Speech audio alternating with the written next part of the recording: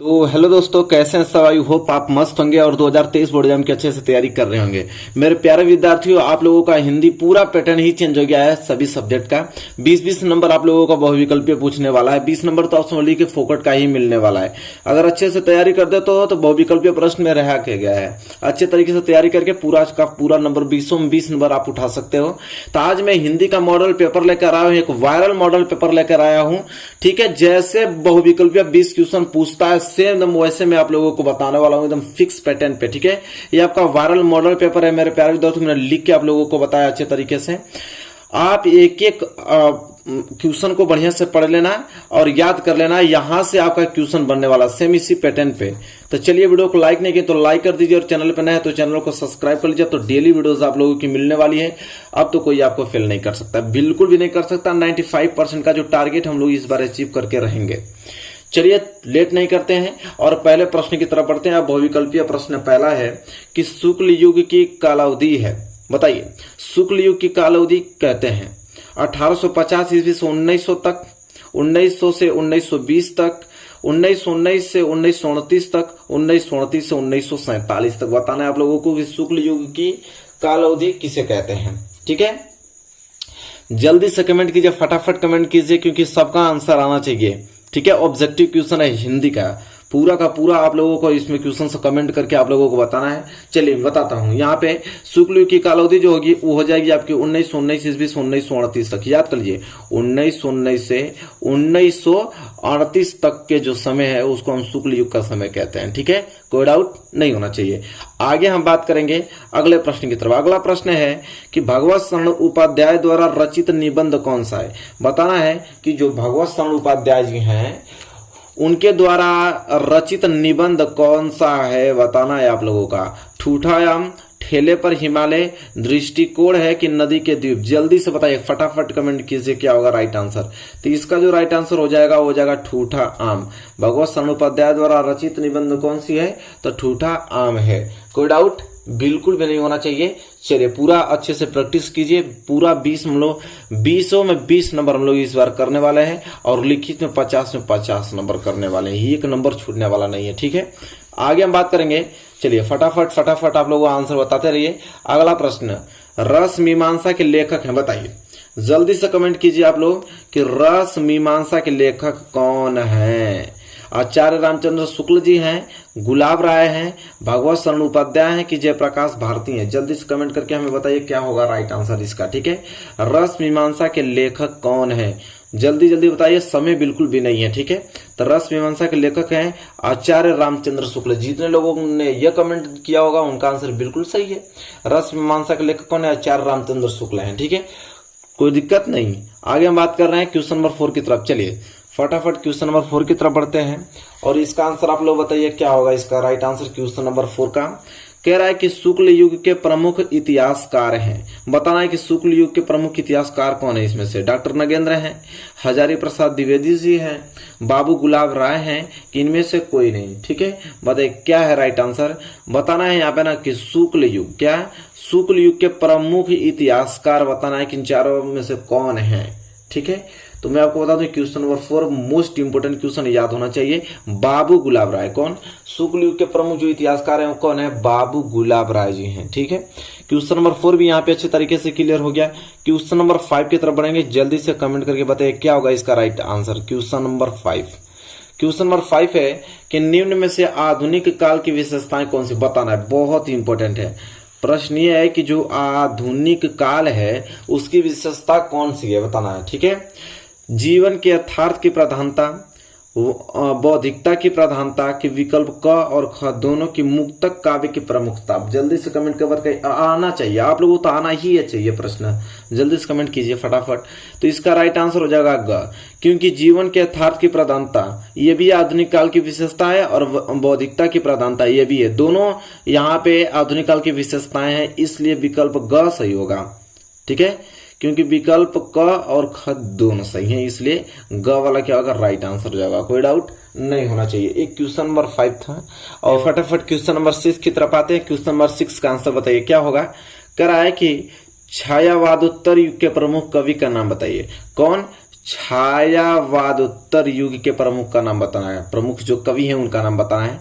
Ramdhari Singh Dinkar, doctor Nagendra की, रामचंद्र शुक्ल की, अध्यापक पूर्ण सिंह। ठीक है, कमेंट करके फटाफट बताइए क्या होगा राइट आंसर। छायावादोत्तर युग के प्रमुख कवि का नाम पूछा है यहाँ पे। ठीक है, तो मैं बता दूं राइट आंसर हो जाएगा रामधारी सिंह दिनकर। क्या हो जाएगा?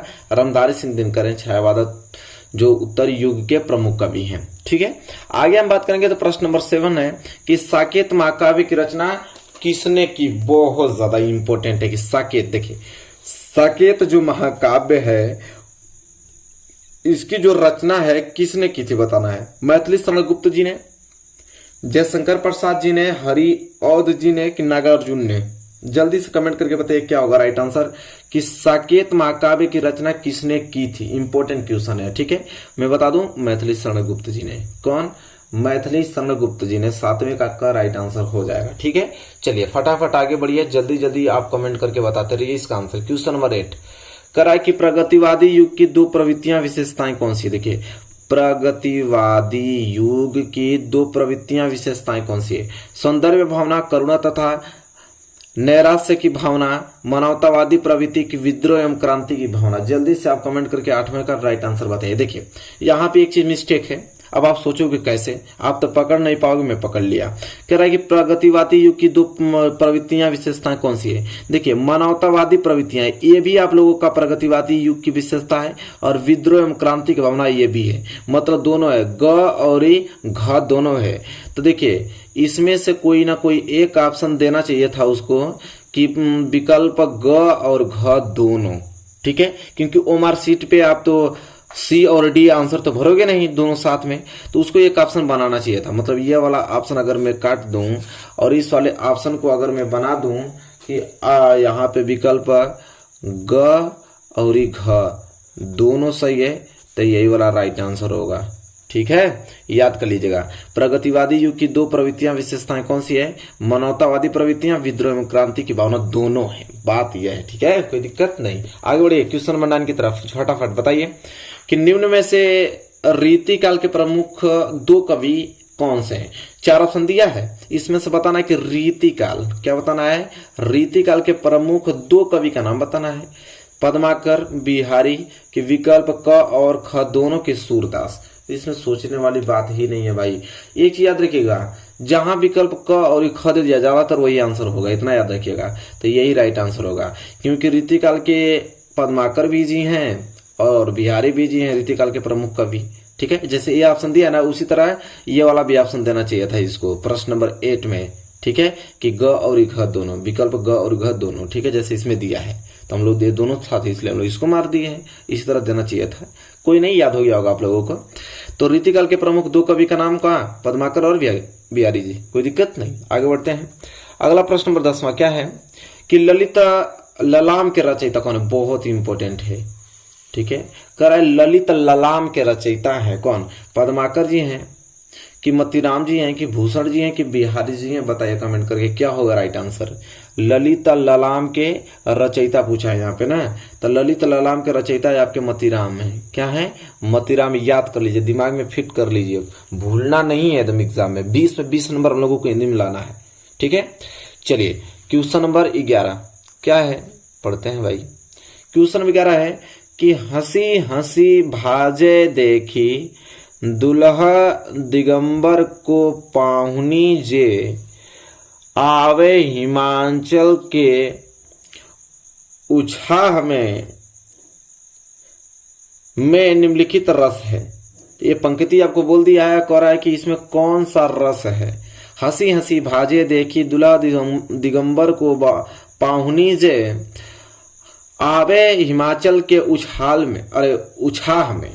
क्या है, उछाह में। बताना रस कौन सा है, श्रृंगार रस, करुण रस, के हास्य रस, के वीर रस। बताइए क्या होगा राइट आंसर। ठीक है, तो यहाँ पे हास्य रस हो जाएगा। क्या हो जाएगा, हास्य रस हो जाएगा। हंसी की बात हो रही है ना, हास्य मतलब हंसी, हंसी हंसी। यहाँ पे आप पकड़ लीजिए ट्रिक से यार, हंसी हंसी की बात कर रहा, हंसने की बात कर रहा, तो हास्य रस ही है, सिंपल। ठीक है, चलिए क्लियर हो गया क्वेश्चन नंबर 11। क्वेश्चन नंबर 12 की तरफ बढ़ चलते हैं। आइए क्वेश्चन नंबर 12 देखिए। क्वेश्चन नंबर 12 क्या है, बहुत इंपॉर्टेंट है। हरिमुख मनहु मयंक पंक्ति में अलंकार है। अब हमसे यहाँ पे अलंकार पूछ दिया है, पंक्ति दे दिया है हमको, हरिमुख मनहु मयंक। हमसे पूछ रखा है इसमें कि बताइए कि अलंकार कौन होगा, उत्प्रेक्षा अलंकार, रूपक अलंकार, उपमा अलंकार के अनुप्रास अलंकार होगा। बताइए राइट आंसर क्या होगा, वेरी वेरी मोस्ट इंपोर्टेंट है। हरिमुख मनहु मयंक, पंक्ति में अलंकार जो है वो उत्प्रेक्षा अलंकार है। क्या है, उत्प्रेक्षा अलंकार है। ठीक है, कोई दिक्कत नहीं। आगे बढ़ते हैं 13वां प्रश्न। अब यहाँ पे देखिए ये इंपॉर्टेंट है, प्रश्न बहुत ज्यादा इंपॉर्टेंट है। अगर यहाँ पे अगर आपको नहीं आएगा तब तक आप इसका आंसर कर ही नहीं पाओगे। क्या, इसका ट्रिक आपको मालूम होना ही चाहिए। कह रहा है कि लिख कर लोहित लेख, डूब गया दिनमणि आहा, व्योम सिंधु सखी देखी, तारक बुध बुध दे रहा। कह रहा है इन पंक्तियों के पहले और तीसरे चरण में मात्रा बताना है। कितनी मात्रा है, किस किस में, पहले चरण में बताना है और तीसरे चरण में बताना है। तो पहला चरण आपका यह वाला है, तीसरा चरण है, पहला चरण है तीसरा, बताना मात्रा। ठीक है, तो देखिए देखते हैं मात्रा में। तो जो छोटी की मात्रा होता है उसे हम क्या कहते हैं, लघु। जो बड़ी की मात्रा उसे गुरु के नाम से देता है। गुरु 2 होता है, लघु 1 होता है। तो ये तो छोटी की मात्रा हो गया। ठीक है, तो यहाँ पे हम लोग देंगे इसको लघु, ये भी यहाँ पे मिलेगा इसको लघु, यहाँ पे भी इसको लघु लघु, यहाँ पे इसको गुरु मिल जाएगा, फिर लघु लघु, यहाँ पे गुरु मिल जाएगा, यहाँ पे लघु। देखिए कितना हो रहा है, 2 1 3 1 4 1 5 5 2 7 8 9 10 11। पहले में तो 11 आ गया। ठीक है, तो पहले में 11 तो तीसरा में भी 11 होगा, क्योंकि यहाँ पे 11 में कोई ऑप्शन ही नहीं है। अरे ऑप्शन भी छाटने की जरूरत है, देख लीजिए। पहले में 11 हो गया तो इसमें 13 13 दिया था, कभी जिंदगी में नहीं होगा। इसमें 16 16 ये भी नहीं होगा, 24 24 से भी नहीं होगा। डायरेक्ट आंसर मारिए। अरे तीसरा का निकालने की जरूरत ही नहीं है, तीसरे चरण निकालने की, जो डायरेक्ट पहले चरण से आंसर मिल गया। मैं निकाल के भी दिखा देता हूं भाई। देखिए यहां से, देखिए यहां से 2 हो जाएगा, यहां से 1 हो जाएगा, यहां से आपका आधा न है और ये छोटा छोटा दोनों मिलके क्या हो जाएगा, 2 हो जाएगा, यहाँ पे 1 हो जाएगा, यहाँ पे आपका 1 1 हो जाएगा, यहाँ पे 2, यहाँ पे 1 हो जाएगा। देखिए 2 1 3 3 2 5 5 2 7 1 8 8 3 11 11 11 मात्रा है, सिंपल। तो इस तरह हम लोग मार देंगे बहुत अच्छे तरीके से आंसर को। ठीक है, क्वेश्चन मत रहिए, ऐसे ही प्रश्न बनने वाला है। ठीक है, चलिए अगला बात हम करें, प्रश्न नंबर 14 क्या है, सुदर्शन शब्द में उपसर्ग है। अब हमसे उपसर्ग पूछ लिया, कह रहा है कि जो ये सुदर्शन शब्द है ना, ठीक है, सुदर्शन, अब इस शब्द में बताना है कि उपसर्ग कौन है। बहुत ही सिंपल है, निर सु स हृदय आ। तो भाई क्या है, उपसर्ग आगे जुड़ता है, सु क्या है, सु, सु अलग है, दर्शन अलग है, तो क्या हो जाएगा, सु हो जाएगा। सिंपल, जो आगे जुड़ के उसको शब्द को पूर्ति करते हैं, बात खत्म। कितना सिंपल है, उपसर्ग कहलाते हैं। चलिए 15वां क्वेश्चन देखिए। 15वां क्या है, 15वां प्रश्न यह है, आप लोगों को बताना है, घबराहट शब्द में प्रत्यय है। बताइए, मैं थोड़ा इसके लिए बॉक्स तैयार कर लेता हूं, तब तक आप लोग सोचिए। ठीक है, कि घबराहट शब्द में प्रत्यय, ये उपसर्ग पूछे था प्रत्यय, तो इतना तो कंफर्म है कि प्रत्यय लास्ट में होगा। उपसर्ग जब आगे तो प्रत्यय लास्ट में होगा। तो बताइए, हट होगा कि गम होगा कि गरम होगा कि वट होगा। ठीक है, घबराहट। ठीक है, अब लोगों को बताना क्वेश्चन नंबर 15। तो भाई गम होगा, लास्ट में गम आ रहा है, कभी जिंदगी में नहीं। गरम होगा नहीं, का घबराहट, हटना आएगा कि वट आएगा। तो इस तरह राइट आंसर क्या हो जाएगा यार। तो आप देखिए, आंसर को किसी तरह भी आप चेक कर सकते हो, कोई जरूरी नहीं कि आप खोजो, पहले गलत आप खोजो, गलत खोज दोगे तो सही आंसर खुद ही मिल जाएगा। आप लोग सही आंसर खोजने लग जाओ तो नहीं, पहले गलत खोज लो, गलत खोजोगे जो बचेगा सही हो जाएगा। ठीक है, इस तरह तुलना करते हैं जब भी बहुविकल्पीय प्रश्न आ जाता है तो। ठीक है, चलिए आगे अगर हम बात करेंगे तो ये 15 है और 16वां प्रश्न की तरफ हम बढ़ रहे हैं, और उसका आंसर बताइए क्या है, कि भवानी शंकर में समास है। अब बताइए, जो भवानी शंकर है इसमें समास कौन सा है, बताना है। तत्पुरुष समास है कि द्विगु समास है कि बहुव्रीहि समास है कि द्वंद्व समास है, बताइए। क्वेश्चन नंबर 16 क्या होगा। ठीक है, तब भवानी शंकर में कौन सा समास है, तो भवानी शंकर का समास विज्ञान करेंगे तो आ जाएगा भवानी और शंकर। क्या आ जाएगा, भवानी और शंकर। तो भाई जो इसके साथ और जुड़ा होता है तो भाई सिंपल सा द्वंद्व समास हो जाएगा, बात खत्म हो जाएगा। ठीक है, चलिए आगे की तरफ बात करते हैं, प्रश्न नंबर 17 की तरफ। प्रश्न नंबर 17 तो बहुत ही ज्यादा इजी है, तो आना ही चाहिए भाई। अब हमसे पूछा है कि कमल, राजीव, जलज आदि कहलाते हैं, विलोम कहलाएंगे, कभी जिंदगी में नहीं कहलाएंगे। उपसर्ग कहलाएंगे, कभी नहीं। प्रत्यय कहलाएंगे नहीं। अरे परवाची शब्द कहलाएंगे भाई, ये परवाची शब्द है, कमल, राजीव और जलज। ठीक है, सिंपल। देखिए कितना आसान आसान आ रहा है।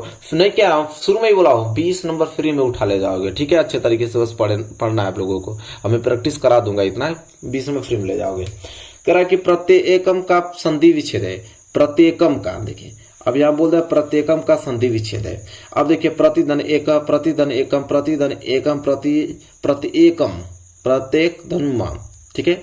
तो प्रत्येक का संधि विच्छेद है, ठीक है, इतना याद रखिए, बहुत ज्यादा इंपॉर्टेंट। कैसे आप इसको छाटोगे, देखिए इसका आ जाएगा प्रतिधन एक, तो प्रतिधन एक तो होगा नहीं, जब भी होगा तो लास्ट में म होगा, इतना याद रखिए, ठीक है।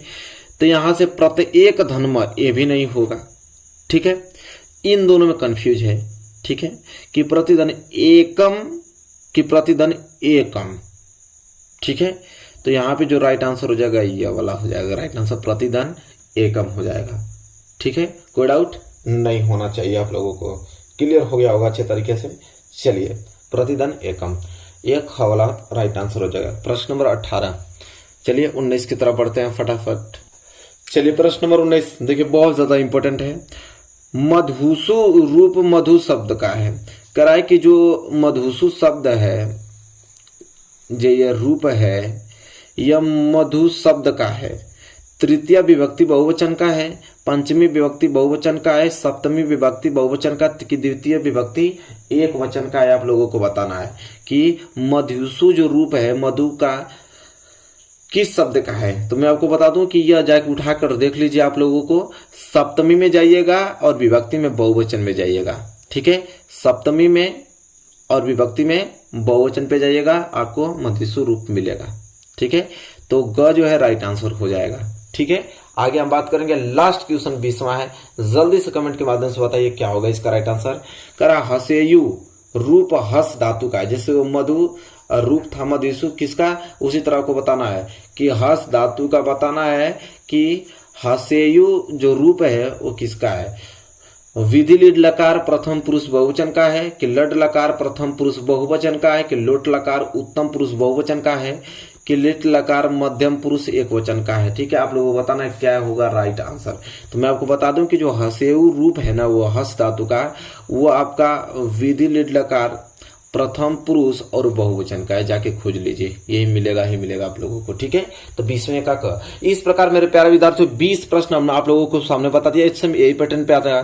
तो यह जो मॉडल पेपर अच्छे तरीके से अगर तैयार कर लेते हो तो यहाँ से बहुत सारा प्रश्न आप लोगों के लिए तैयार हो जाएगा 2023 बोर्ड एग्जाम में। डेली आप लोगों को हर एक सब्जेक्ट की आप लोगों को मोस्ट इंपोर्टेंट क्वेश्चन मिलेगी न्यू पैटर्न पे, जो न्यू पैटर्न लागू हुआ है, ठीक है। मेरे प्यारे विद्यार्थी वीडियो को शेयर कर दीजिए, दबाकर सब्सक्राइब कर दीजिए यार, डेली आप लोगों को वीडियो मिलने वाली है। चलिए मिलेंगे नेक्स्ट वीडियो में, तब तक के लिए धन्यवाद।